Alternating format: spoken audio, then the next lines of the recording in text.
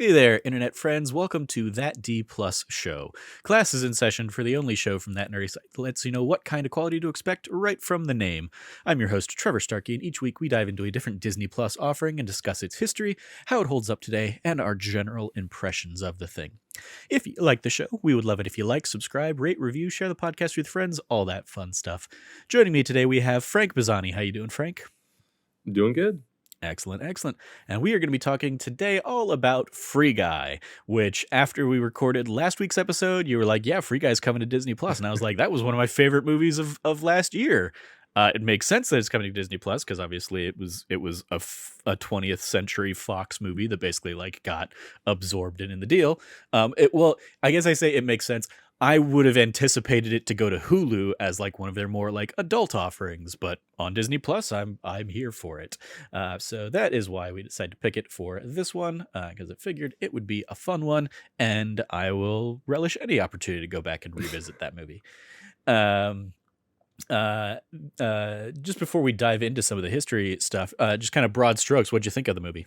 Because obviously, I went into it having seen it. This was your first time.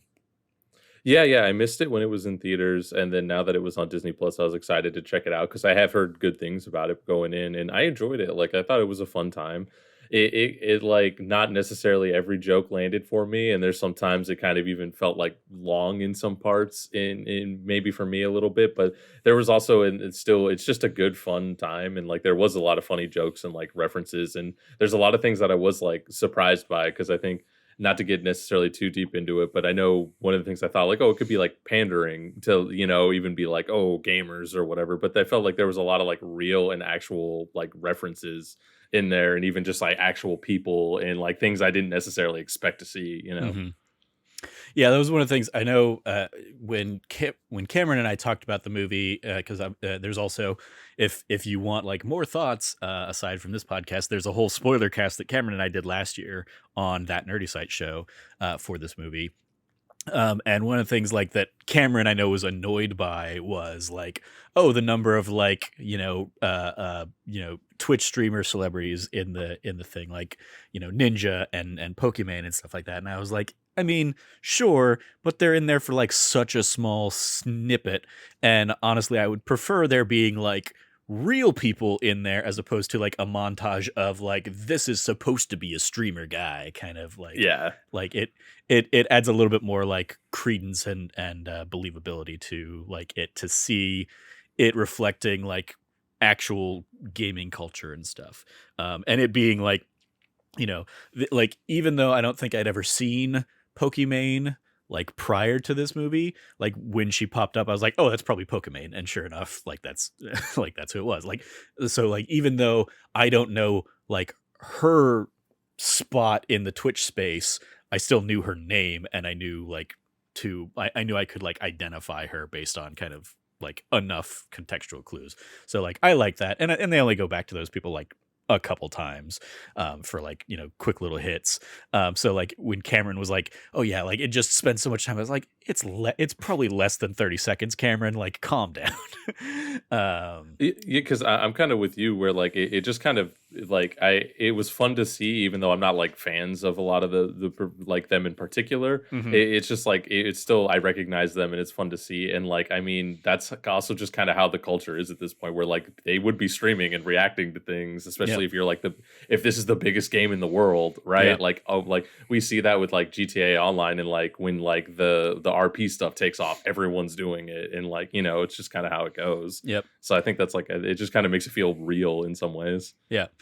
Yeah, we'll talk about it a little bit more in what we like and stuff. But yeah, I think it definitely has the vibe of a movie made by people who know gaming and know like very specifics about gaming that like, isn't just get guy from the guy from the studio writing about video games and having the like gaming has been handled way worse in pop culture and stuff than this. So yeah, let's dive into some of the history on this.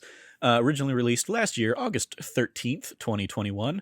That admittedly, like I want to say it was probably delayed at least a year because of the pandemic and stuff. So it was Yeah. like it had been done for quite a while before it finally actually came to theaters.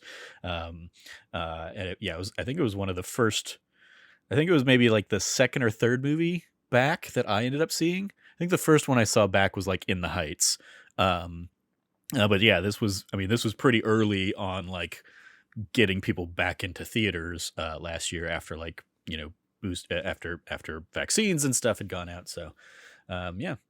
Um, it was also, I think, one of like the highest grossing movies of last year domestically because of that. Because It hit it just like the right time. yeah. Um, anyway, other releases of the time, we had Space Jam: A New Legacy had come out the month before, July 16th.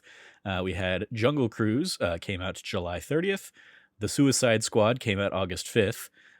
Coda came out as an Apple TV movie on the same day, August 13th. Shang-Chi and the Legend of the Ten Rings came out September 3rd and would really kind of like kick things back off to the races. And Dear Evan Hansen came out September 24th and was a big old wet fart. Has a runtime of 1 hour and 57 minutes. And in the 20th Century Studios timeline of movies, this isn't a complete timeline because there are like a couple miscellaneous movies where I was like, this one was like a Brazilian only release. I was like, I'm not going to include that. But A Woman in the Window had come out on May 14th. Then Free Guy, August 13th. The Last Duel was the one that came out after this, October 15th. And Ron's Gone Wrong, October 22nd. Ron's Gone Wrong, not a bad movie. I watched that on it. Yeah. That is also on Disney Plus. So yeah, check that out as well. The roll call. Diving into here, we have the director, Sean Levy.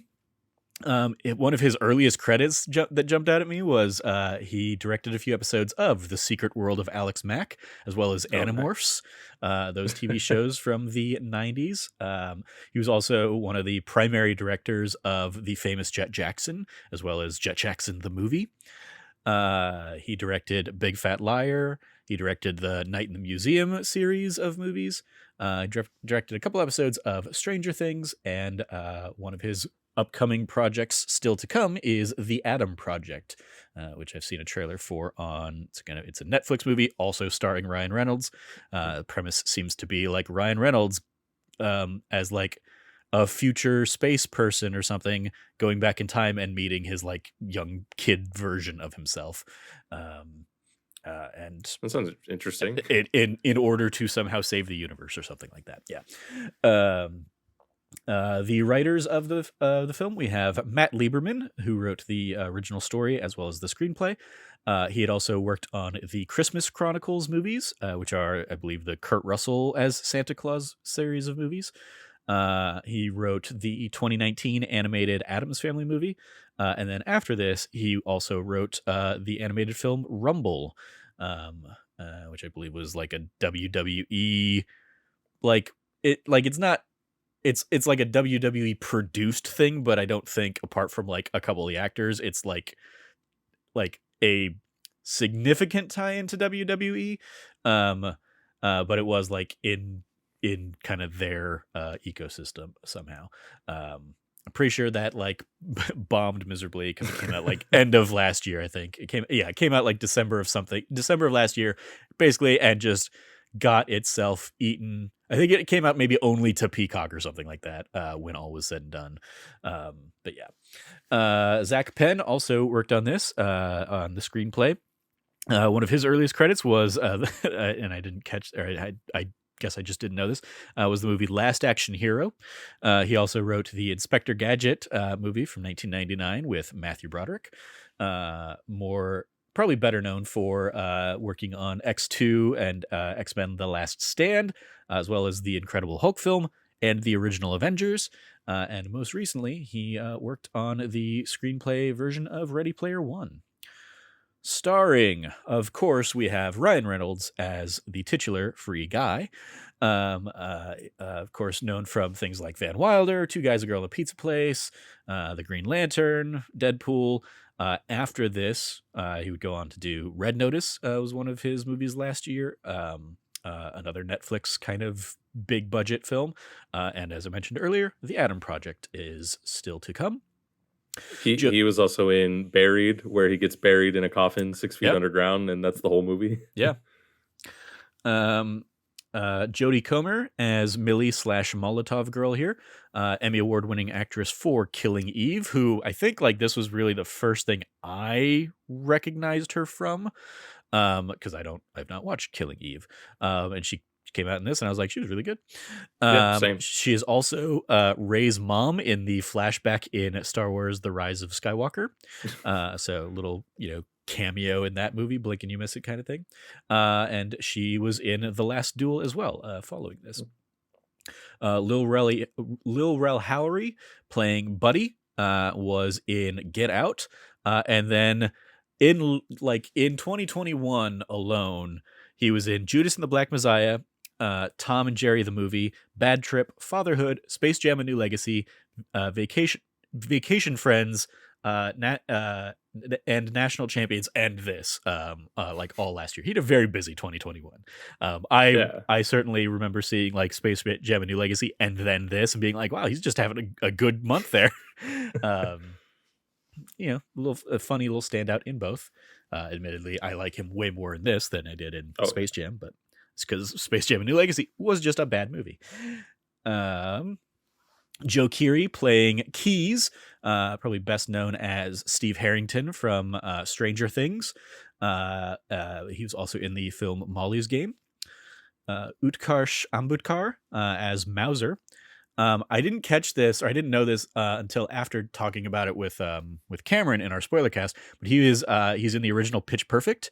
He is one of the guys in the a cappella group. He's the one that specifically does like the very fast like rapping, which makes sense, especially if you know that he is a member of the Freestyle Love Supreme group. That is basically like the Lin-Manuel Miranda like improv hip hop show in New York. So he was in Pitch Perfect. He was in Blind Spotting. He was in the movie Brittany Runs a Marathon, and he had a little pop-up cameo in last year's Tick Tick Boom as well. And then, of course, Taika Waititi as Antoine, also an actor from Green Lantern, as well as his better-known work from What We Do in the Shadows, Thor Ragnarok, Jojo Rabbit. He is going to be Blackbeard in the upcoming series Our Flag Means Death, which is looks like it's going to be a fun little take on pirates. He's also apparently in the movie Lightyear coming up, and of course he will also be in Thor and Love and Thunder. And then just fun little cameos that are fun to catch in here. Channing Tatum, of course, as Revengeman Buttons. One of my favorite memories of seeing this with Cameron was like when Cameron turned to me at the beginning of the movie. He was like, "Was that Channing Tatum?" I was like, it kind of looked like him, but like you get so little time with him. And then when he comes back later in the game, it's like, that was Channing Tatum. All right, cool.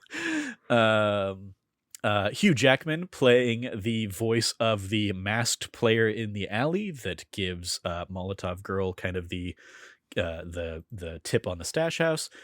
Dwayne Johnson comes in as Bank Robber 2, that Ryan Reynolds basically like shoots a hole through his chest.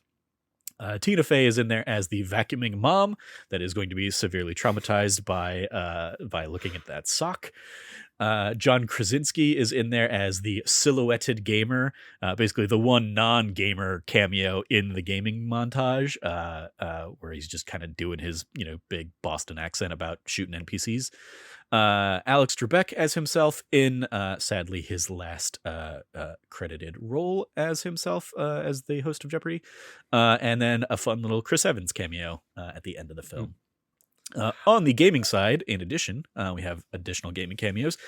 Terry Schwartz, of course, in there as the IGN correspondent. That was awesome to see. Yeah, it was fun to see her pop up, even though by the time this movie finally came out, she had moved on to Netflix. I believe that's where she's working nowadays. But still fun to see her kind of pop up there. And then, of course, you have Tyler Blevins / or AKA Ninja, Emaine Anise as Pokimane. Lannon Ekit, aka Laserbeam, Sean McLaughlin, aka Jacksepticeye, and the only one I didn't really know anything about, like wasn't able to pick out at all, but Dan Middleton is in there as Dan TDM. Mm. A little bit of trivia here. Shortly after Guy dons the glasses, over his shoulder, you can see a power up on the floor titled Blatant Product Placement, which appears in the shape of a gin bottle. This is likely a reference to Aviation American Gin, which Ryan Reynolds, who plays Guy, had a stake in and maintains an ongoing ownership interest of. In one of the scenes in Millie's apartment, there are blocks on her coffee table spelling out Anorak. Anorak is the name of James Halliday's avatar in the story Ready Player One, a video game-centered book written by Ernest Cline in 2011. Movie version was written by Zac Penn, who also worked as a writer here on Free Guy. According to Wikipedia, anorak is British slang for a person who has a very strong interest, perhaps obsessive, in niche subjects. It is used synonymously with geek and nerd and IT professional, of which there are many in Free Guy. Some little other video game cameos. We have some of the tanks seen throughout the streets of Free City are Scorpion tanks from the Halo game franchise. While fighting off enemies in the gamer's stash house, Guy uses a Mega Buster, obviously the primary weapon of Mega Man from various games by Capcom.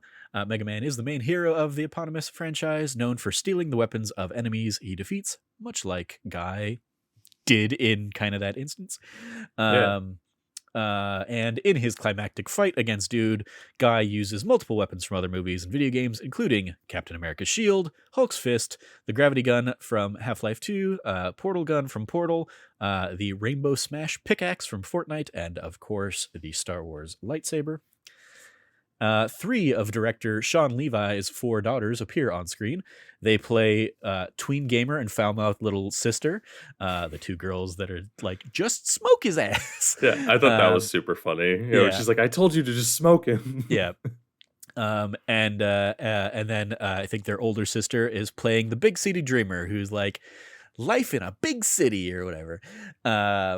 And this was the little note I added in here. As of when I took this note yesterday, 2/23/2022, this is one of the rare instances on Disney Plus where you hear the word fuck. But they have definitely altered at least one of the lines. I don't know if there's like a full breakdown anywhere out there of like, here's what has changed. But in the Disney Plus version of the movie, Ryan Reynolds, when he drinks like a hot cup of coffee, says something to the effect of, it's like Jesus cleaned my mouth. But right before he finished, like he told my dad, like he told my dad he loves me or something like that. Like, I don't remember what the line, but in the not safe for Disney Plus version, that's, he basically says it's like Jesus came in my mouth, and just before he finished, he told my dad, he loved me or whatever. So I was like, I definitely noticed that as like they changed something there when I was watching it, and so I was very curious when we got to the good fucking morning Goldie if that was going to be in the movie or not, and surprised that it was, admittedly. So yeah. Fun little alternate takes there from Ryan Reynolds, which I imagine like would have been like made anyway for the airplane edit or made for TV edits of the movie. Yeah. So yeah, that is all the trivia I have. I mean, I'm sure there's like a ton of other little references here and there throughout, but those are the ones I picked and chose. So what did you think kind of overall? Obviously, we talked a little bit kind of at the top there, Frank, but what were your thoughts of Free Guy kind of seeing this for the first time here? I thought it was fun, especially just for like a fun comedy, but that also has kind of action and I know it's sometimes almost like apples and oranges a little bit, but it's like we just saw Uncharted and kind of did our review of that, and it kind of almost reminds me of that, where I'm like, oh yeah, it was like fun action, there was jokes, there's like ends up being that like a little bit of a love story kind of thrown in. It kind of has everything you need and like a fun, like little over 90-minute movie. And also one of the things I didn't really anticipate going in was all the cameos. Cause like I know you had mentioned where you're like, don't look at the doc if you haven't seen the movie, because it'll probably ruin some cameos. And I was like, oh, I guess there'll be cameos. And then it just like I missed some of the ones even when you were kind of going through them, but there's just so many that I was like, but that it is just kind of a fun thing, whether even it's just the Twitch streamer gamer cameos or just full on like other actor cameos. Like Mhm. Channing Tatum is like that's definitely one of my favorite parts of the whole movie, Yeah, and like their he's admittedly interaction. he is easily the, like, most, like, obvious. I guess him and, like, Yeah, Chris Evans, because a yeah. lot of the other ones are just, like, voice cameos. It's Ryan Reynolds called in, like, his friends and we're like, "Hey, like, we're gonna have just a random NPC out here. Do you wanna, like, come in and" or a random, player character, "Do you wanna come in and do the voice for that character?" And I remember, like, the first one like, I caught, like, Hugh Jackman right out the gate when I watched it, and kinda, like, turned to Cameron after the movie, was like, "Did you catch that that was Hugh Jackman?" Continuing, like, the little, tete-a-tete between, Ryan Reynolds and Hugh Jackman over the years. And he didn't catch it. I hadn't caught, like, the Rock one until, like, seeing his name in the credits, and then, like, once you know they're there, it's fun to kind of, like, go and hear them, like, the second time around. Same with, like, Tina Fey. I didn't Oh piece yeah. together that that was Tina Fey's voice, but, like, once you know, it's like, "Oh, yeah, that's obviously Tina Fey." Um, so I think there's fun there for if you catch it the first time, or if not, like, it's a fun thing to know after the fact. Yeah, definitely, and it's a fun, like, thing to see on, like, the credits and, like, IMDb, or especially even, like you were saying, like, if you rewatch it, and if you're rewatching it with people, you could be like, "Oh, that's this," Hugh Jackman, and, like, or that's John Krasinski. Yeah. Uh, but yeah, like, and then even besides that, there is a lot of those fun, like, nerdy kind of game references, and even with, like, the MCU stuff, and then, like, the lightsaber, and then, like, lots of fun stuff. It definitely reminded me of, like, the end of Ready Player One. Mhm. Like where but I like that's somewhat enjoyable, even just to kind of pull some of those things out. And I definitely had to pause for a moment and be like, yeah, I guess they can do that because it's like under Disney technically, Yeah, so they can do the because it has the music and everything. Like yeah. it is that full moment. Mhm. And it's like one of the things Cameron and I talked about was, like, how restrained they are throughout the rest of the movie, so that, like, when they do that, like, it hits. And they hit it with full force of, here's the shield with the Avengers theme, then he busts out the Hulk arm, and then, like, he pulls the thing over, and you just see the lightsaber come up, and you hear the music, and everybody reacts to, like, it being a lightsaber, and I think because, like, throughout the whole rest of the movie, like, we'd seen, like, a Mega Buster, and if you know, you know, and like, we'd seen a portal gun kind of thing, but, like, those were, like, for the mainstream, here are the things that make this more of, like, a Fortnite type of game. It is, like, crossover pop culture stuff that they've put into this game, or yeah, like the Ready Player One. I I like, obviously this one gets a lot of comparisons to Ready Player One, and I think, like, as somebody who really liked Ready Player One myself, the movie, I've not actually read the book myself. I liked the movie while fully understanding and respecting that it has its flaws and it has its issues. But, like, for a, like, Easter egg laden thing, like, this, I think, does a better job of using those Easter eggs, as opposed to just like, hey, we're gonna put a whole bunch of things in the background here that, like, maybe you'll catch and maybe you won't. Like, they actually, like, find a fun way to incorporate these into, like, key moments, in a way that I think would, and in a way that, like, is a tongue in cheek nod to the fact that, yes, if this movie had come out a couple of years ago, it probably wouldn't have had those iconic Avengers and Star Wars themed things, but because they're all under the Disney banner now, they could play with that and have some fun with it. Um, so yeah, I really like that. But yeah, I mean, like, the fact that they, like, he goes from that right into, and here's the Fortnite thing, and yeah, let's use the gravity gun. Let's use the portal gun. Some of the most iconic weapons in video games. They kind of had some fun, while still, I think, leaving the door open for, like, the things they could play with in a future version or something, like in a sequel. Um, and I Yeah, think the other thing that really sells it, of course, is the, like, cutaway to Chris Evans watching this thing on his phone. What the shit? Which, like, I guess one of the trivia things I didn't include was basically, like, Ryan Reynolds learned that Chris Evans was, like, in Boston, which is where they shot a lot of this movie, like, filming something else, and basically, like, called him like as a favor to see if he wanted to come do it, and they basically like brought him over like in between stuff on the other thing he was filming. He shot that like little snippet, and then like they sent him back. Um, I think the other thing that really like helps make it is like those hadn't been revealed all to hell in trailers and stuff before the movie came out, so they were like just fun surprises. Um, yeah, Yeah, because your point there, the whole thing with the dude character was like ruined for me at least because that was all over like pre-release stuff, yeah, and like I think he was even doing commercials and interviews as that character, hmm and I mean but I'm like that's just a moment that I'm like, well, it's not as like funny or interesting or entertaining in the movie because it's like you're just kind of waiting for that, you yeah, know. Like, yeah. so, It's but then that's why, like, it definitely makes those cameos better that, like, you didn't know that those were there. Yeah, yeah. The dude character is interesting. I was actually I just hopped into a game of Fortnite before we started recording, and like the random avatar that I had that popped up was the dude character because I picked him up. Like he was like a tie-in with the game at launch kind of thing. So I was playing as dude.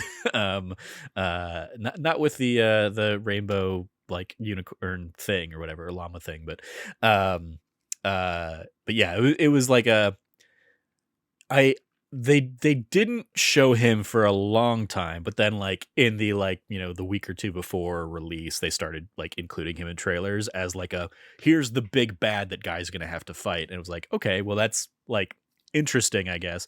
I think the way they play with that within the movie is a little bit fun, that like you wouldn't necessarily see coming. Like it's not like I like the fact that the way Guy beats him is by giving him the glasses, and then he just gets distracted by all the shiny things, and then ultimately like turns into a good guy kind of thing, even though he is like a half coded dude.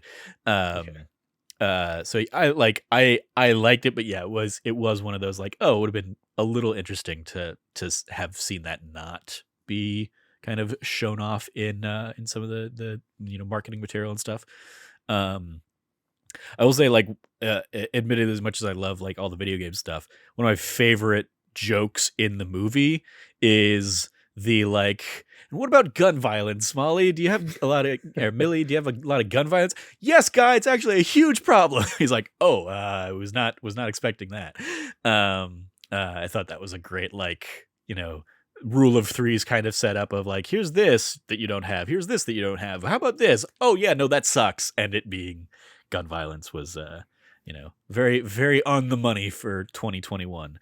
So yeah, like the one of my favorite jokes in the movie has nothing to do with video games.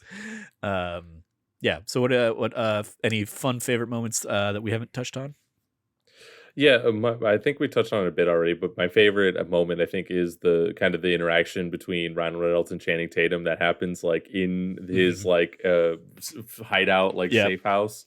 And it's like it is just so funny where like because they're both just like they have such that of a presence on screen and they can be such like wild characters and it's kind of funny to see that like back and forth. And then also the cut in with like the fact that like he's like this streamer kid in the real world like eating red Yep. vines and like his mom's like vacuuming in the background. Like it reminded me definitely of like the in like when Will Ferrell when he's like, "Mom, the meatloaf." Like Mhm. it definitely reminded me of like that kind of vibe, and I think that's like that is a kind of a funny thing. The one of the other moments I like that is not is less on like the funny side but more on the heartfelt is that conversation between Guy and Buddy, and when he's like when he's trying Mhm. to kind of tell him like, "Oh, are you like what if I told you like you weren't real?" And he's like, "Man, even if I wasn't real, whatever, like this moment is real." And I was like, that's like a surprisingly heartfelt sentiment. Like Yeah. I think that's where the movie surprised me the most was in some of those like heartfelt moments. I absolutely agree. I think like it does a great job at like cutting away to like real world characters, not only with the Channing Tatum bit, but also like earlier the bank robber that is The Rock, and you're hearing the voice of The Rock yelling at Ryan Reynolds, and then it cuts to like these little two like 12-year-old girls or whatever being like, "What are you doing? Like the game's broken. Just smoke this mother." And then it cuts back. Like that's a great sequence. And then also the when they they have like the dramatic kiss between Ryan Reynolds and Molotov Girl, and it just cuts to like Millie out there just being like awkward as hell. And then it cuts back and the music has continued and starts flaring up. Like I love those moments, but also yeah, the heart, that like the relationship between Guy and Buddy is like so delightful and genuine and sincere, most notably maybe in that moment, but then also by the end, like like it I was sad to see Buddy kind of like disintegrate, but like while saying, this was the greatest day of my life, like you like made me feel alive today, Buddy, like I wouldn't change anything. Like I was Yeah. like, that was that was beautiful. And then the thing that kills me every time, because I've seen this movie many times and I still enjoy it, is the sentiment at the end when Guy is talking to Millie and is like, yeah, I might be coded, like I might love you, and that might, that might be my programming, but somebody wrote that programming. I'm a love letter to you. Is like I was like, oh, like that is like that is up there with lines like the like what is grief but love persevering line from WandaVision as like the best pieces of writing that I read last year, I saw last year. Like I love how, like, just what a great line that is to what like to showcase what we've kind of already known from the Keys and Millie kind of relationship and dynamic, um to like really hammer it home as like, yeah, like this is the thing you needed to see, like of course I love you, but that's because somebody else loved you too. um like yeah. I think they set that up super well throughout, like, the entire movie, because that's definitely, like, I think a great moment to hammer it home, but it's like, he loves, like, all those same things that she loves, and then there's even he's obviously can't, like, say how he feels, but then he even kinda tells her, he's like, he's programmed to be that, like, he kinda walks through it, and then I like that, like, then it's that thing where everything all kinda, like, clicks inside her head. You get that kind of flashback through all of the, like, moments in the movies, and I was like, I think that's like it's set up so well in a way that almost kind of like I was acknowledging everything as it happened, but when it kind of all kind of like clicks into place in like a really amazing way. Yeah. Yeah. It's like it's just such a fun movie that like yes, it surprised me. Like I went in, I from like the first time I saw a trailer for it, I was like, oh, I think this has like the potential to be a fun premise. I think this will be a fun, a fun movie. And it like really surprised me with how much I enjoyed it. And again, like Cameron and I talked about that a lot, I think, in our spoiler cast of like, yeah, this was just like a fun, very tight, like well made movie. Like they kind of introduce a lot of ideas and like kind of pepper things throughout the movie that then come back and play in. Like I remember even like first time watching it being like, well, it's weird that he's like, why is he doing that thing with the blinds? And that even that comes back into play by the end as like a critical thing. And then just obviously as a lifelong video game player, seeing just like background gags of a car changing colors as it's driving down the street because somebody is clearly in the like editor mode or whatever, they're customizing the colors of their car as as they're playing the game. Or one that I talked about with you last week, I think, like seeing a character just kind of like jump down the street instead of just running, is a fun thing. Or seeing like a background character kind of like glitched in the wall, jumping up against the wall and then just kind of like hovering stuck there before coming back down. Like there's just like a lot of love in gaming for this movie, I think. Let alone like some of the more blatant things, like the guy saving somebody and then like that guy, the character immediately getting shot by another player and then the player like teabagging them. It's like, yeah, of course we got to get one of those references in. Not It's a surprised tactical there. crouch. Exactly, yeah, the tactical crouch. Um yeah, it's just like like the idea of the game, like I think it was just like surprisingly clever. And then like on top of that you have like just a fun, completely off, like almost in his own movie for elements of it, but like just a fun performance from Taika Waititi comes in, so like, not like incredibly late, but like probably halfway through the movie, and he just like comes in and immediately is like a force of, and you're just like, oh, I hate this character already, like exactly like I'm supposed to. Um, Yeah, I really like everybody in the movie, but I do think he is like great in particular, and it's so funny to see like because it's like, oh, it's Taika Waititi, and then he's just a complete asshole. Like, mhm. and like it was like I was like I feel like he had a lot of fun just Yeah, being like, oh yeah, I'm just gonna go in here and just be awful. Like, yeah, and even when he just like fire, he as soon as he walks in, he even fires just a random person. Like yeah. he's just like he just screams at that person, and then they just like leave the scene, and I'm like, oh, that's kind of funny. Like, isn't even like extra work. Yeah. I like the movie doesn't like it doesn't put a um like it doesn't draw attention to it, but the idea that Mauser and Keys are basically mouse and keyboard as like the security team. I was like, oh, that's a clever little like naming gag that they have in the movie. And like just like I love their back and forth kind of throughout the movie. Both like from great lines of like oh yeah, that like here's my backstory. It's full of sadness and tragedy and debt or whatever. He's like, oh yeah, that does sound incredibly boring and also full of white privilege. I was like, yep, I like again, Karsh Ambudkar is real good in this movie and a lot Oh of yeah. fun. And that's like that's completely aside from the fact that they dress him up in a giant pink bunny outfit as a bunny cop, which I love. Then seeing like on Key's phone later, his like icon for Mauser is him in the bunny outfit. It's just like nice. Um, yeah, lots of fun little bits through here. I'm trying to think if there's any other big standout things. I mean, I think the thing also I think does action in a pretty fun, engaging way.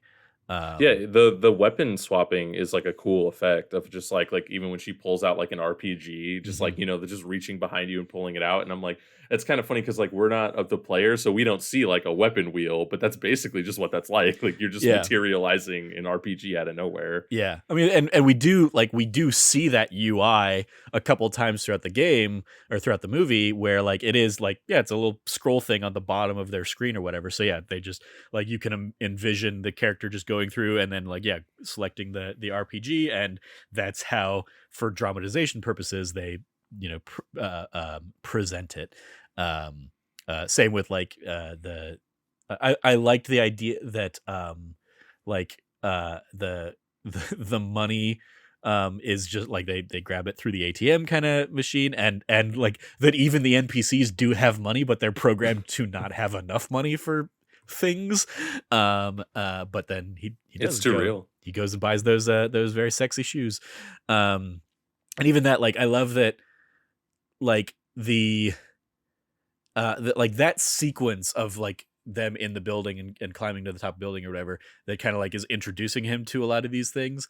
Like I love that as he's running off of that beam, he's like grabbing some of those pickups, and one of them is like very clearly like musical notes, and it strikes me as like like they programmed this level where you're jumping off onto a wrecking ball to have that cue of Miley Cyrus like I came in like and then they just and he again completely misses it, whiffs it. Great little bit there. um I It, love it it's a yeah, go ahead. it's a small joke, but one that I thought was funny too is like when it's that kind of sad moment at the end when the buddy is kind of getting vaporized, but then it shows the security guards in real life watching, and they were like, Yeah, "That man's a hero." yeah, that security I guard thought that was really funny. was a real hero. Yeah, absolutely. And I love that even like mirrored the earlier stuff of like they got into the stash house because like all the security guards in the game know each other, and the Yeah, guy's like, you mean whatever. He's like, his name's Luigi. like like just learn the guy's name or whatever. Like how that comes back to like when Antoine's like telling security to kick Mauser out. He's like, make this guy call you by your name.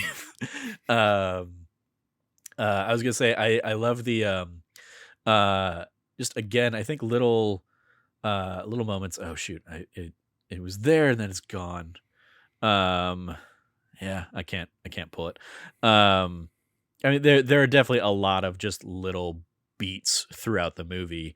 That there it was. It was that like the not only is Guy, going on this like journey of like learning and whatnot, but like as he interacts with the barista, like she starts having her own like inner life that kind of gets fleshed out, and she like, the she taught herself how to make a cappuccino through trial and error. I can't even do that.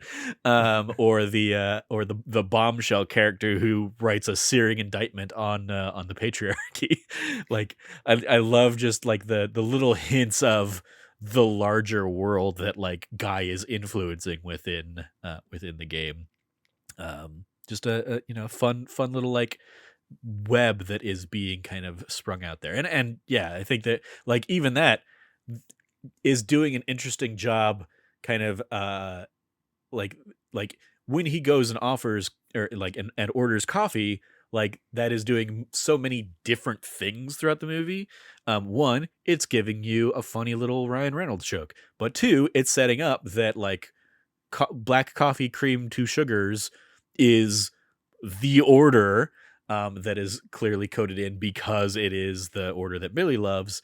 And then it does that like other thing of this interaction with Guy and the barista sets her on a path kind of thing, and Guy's interaction with the bombshell sets her off on a path.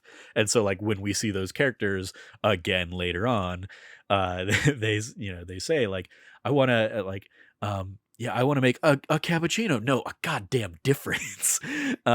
Even better. Like I love kind of all of those, just those little beats with these characters, that just add a little bit of depth to them, despite the fact that they are other NPCs in this, very funny fictional world. Yeah. Any final thoughts there from you, Frank? Any other things? Any other big moments that you missed? Anything that didn't work from the movie for you? Anything that was you felt like was a miss? There wasn't anything too much in particular where I was like, "Ooh," like, "Oh, that was kind of like a miss," but there was definitely, like there's some parts might be more towards the beginning where I'm like, "Oh, it was kind of just." I don't know if I would like, it kinda just dragged on a bit, or I don't like because there wasn't necessarily too much that I thought was, like, funny or, like I guess I don't know, it's hard to describe off the top of my head, but it's just like it's because it's not like it was completely bad, but it was just like that time where I'm just like, "Oh, okay," I'm, like, getting a little bit bored, but Mhm. then I think it really then takes off, like, to once especially once you hit towards, like, the middle point or, like, 'cause then you have, like, all this great stuff with Taika Waititi, and then you have all this great stuff with, like, in the world and in the relationship, and I like when it's, like, them working together where it's, like, Guy and Millie and Keys, and it's, like, all these different elements, like, but when it's just kind of like some of the stuff earlier on where it's a lot of setup for stuff, it's like I think it maybe was a little bit slower for me at least. But it is kind of cool again, actually, especially as we've been talking about it and I thought about it more. Like it is kind of cool how even a lot of the small stuff just matters and kind of comes back in the end. So a Mhm. lot of that setup is definitely like used somewhat well. Yeah. Um, the Like one thing I did even think Hitman's Beach gets introduced in like that early like news broadcast when he's, there talking to Goldie and like eating his cereal or whatever, like the news person saying like, be careful of Hitman Beach today where where there will be, gunfire and murder and blah blah blah. It's like, oh, that's gonna come back into play by the end of the film.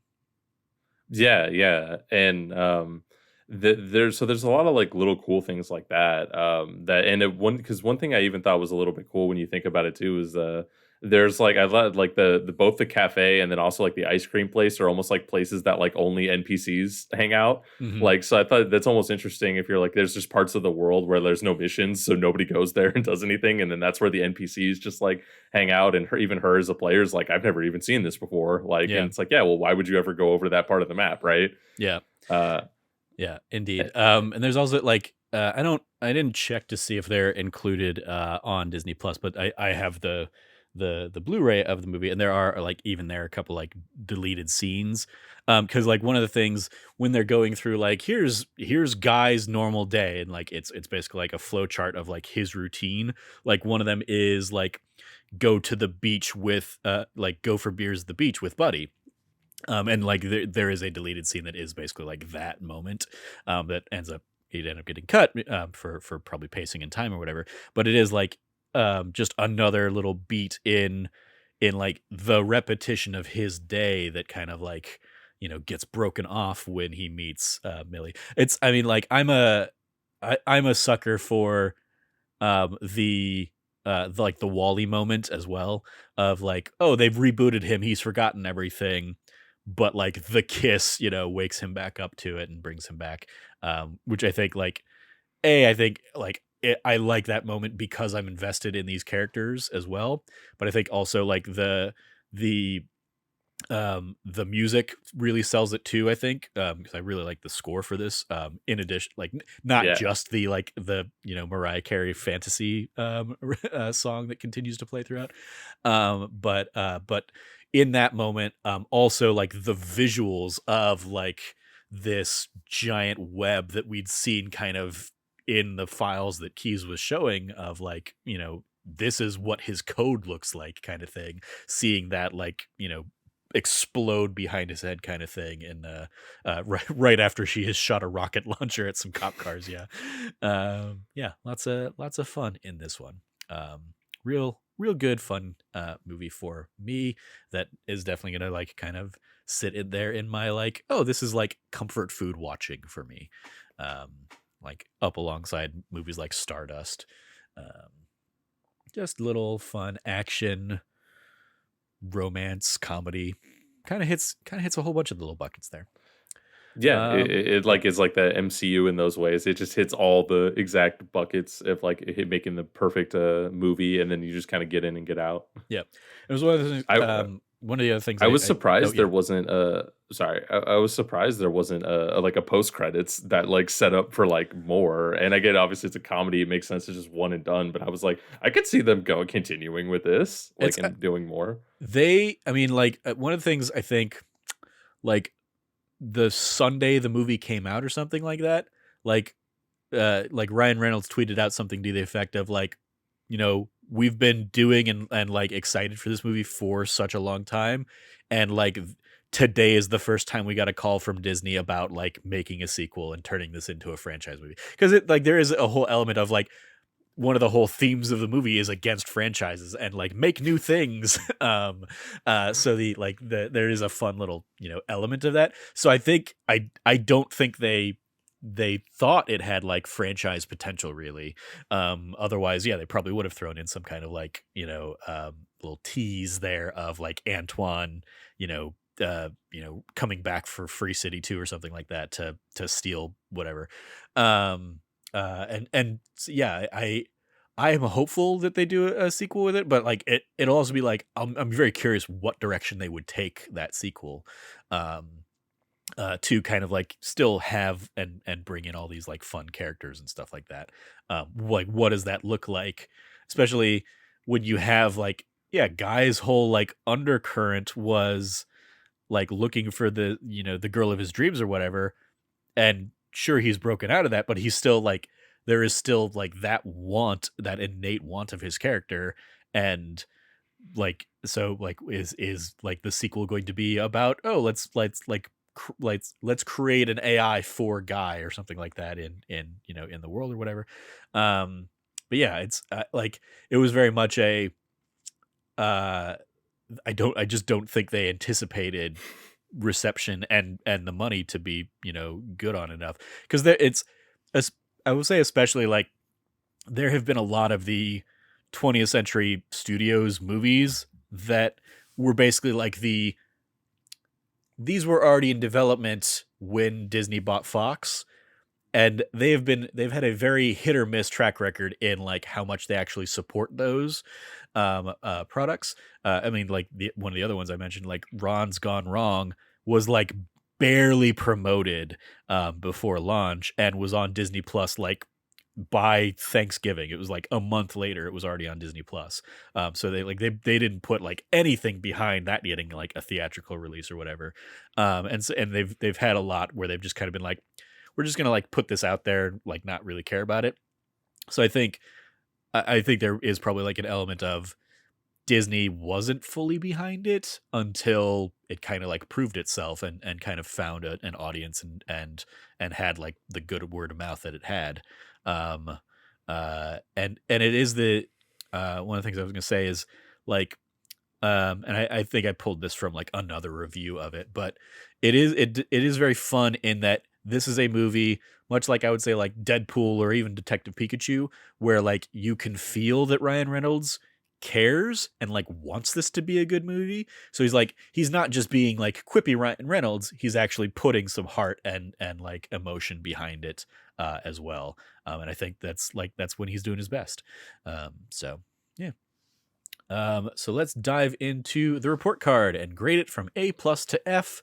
What do you want to give Free Guy here, Frank? I think for me, I would go with B plus. I was also debating maybe A minus because like I think that it could even deserve that. Like it is a fun movie and like I think it does a lot like really well. And like I said, I would even be excited to see a sequel. But I think that I would probably probably at least at the moment right now go with B plus. Yeah, that's all.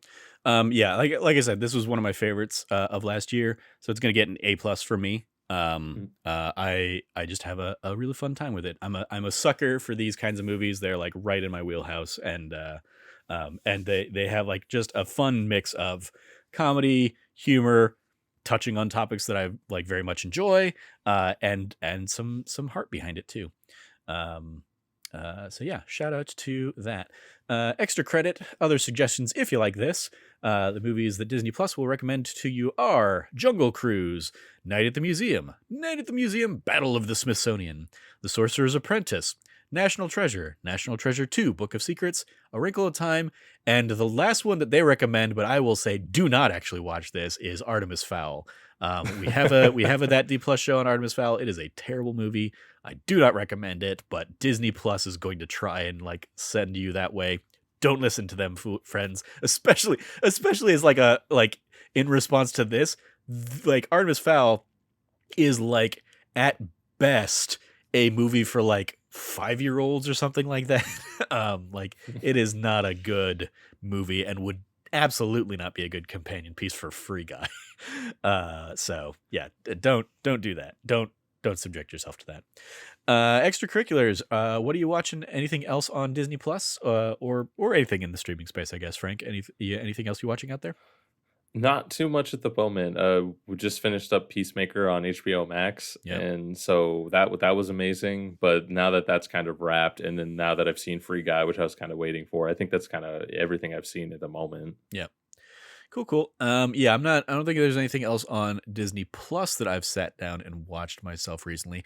But on Amazon Prime, I've been watching the Legend of Vox Machina series. Oh yeah, yeah. I'm about, I think, halfway through that series right now. Um, I've heard a lot of good things. yeah, it's definitely fun. It's got me interested in going back and like checking out the campaigns and stuff, the larger Critical Role stuff. It's just a matter of like, this works because it's very bite-sized kind of thing. I don't know if I have hundreds of hours to go back and watch them play through their giant enormous campaigns and stuff. But it's a good, easily consumable version of the Critical Role flavors of things. Well, that is gonna do it for this episode of That D Plus Show. Thank you, Frank, for joining me to talk about Free Guy here. You can follow Frank at Irrelevant Jokes. Anything you want to give a shout out to there, Frank? Yeah, yeah. I'll just give a quick shout out to our other podcast, That Nerdy Site Show. New episodes go up on Mondays, so everybody can just make sure to come check that out on our YouTube or on any podcast feed that you prefer, or any podcast service. There you go. Excellent. You can follow me at Trevor J. Starkey.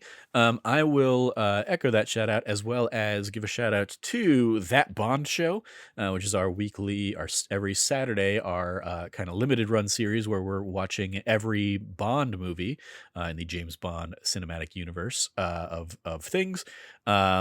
We're what are we coming up on? To the episode that will go live tomorrow, if you're listening to this the day this goes live, is The Man with the Golden Gun. So we are kind of trucking along through the Roger Moore era of things at this point. That one is not on podcast services. That is a YouTube only show. So go check it out there, youtube.com/thatnerdysite, for every new episode of that one going up on Saturdays. You follow all of us over at That Nerdy Site. Once again, if you liked what you heard, please like, rate, review, share the podcast with your friends, subscribe, all that fun stuff. Thank you for joining us. As always, stay nerdy and be good to each other. Class dismissed.